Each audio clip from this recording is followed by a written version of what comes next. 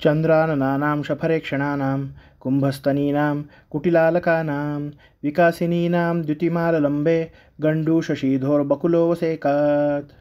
चंद्राननानां म्हणजे चंद्राप्रमाणे मुख असणाऱ्या, शफरेक्षणानां शफर म्हणजे मत्स्य त्याप्रमाणे नेत्र असणाऱ्या, कुंभस्तनीनां कुंभाप्रमाणे वक्ष असणाऱ्या, कुटिलालकानां कुटिल म्हणजे वक्र अशा, अलका म्हणजे कुंतल म्हणजे केस ज्यांचे आहेत अशा, विकासिनीनां किंवा विलासिनीनां म्हणजे स्त्रियांच्या, गंडूषशीधः म्हणजे मुखापासून आलेले मद्य, अवसेकात म्हणजे त्याच्या सिंचनामुळे, बकुलः बकुलवृक्ष, द्युतिम आललंबे त्याने कांती मिळवली।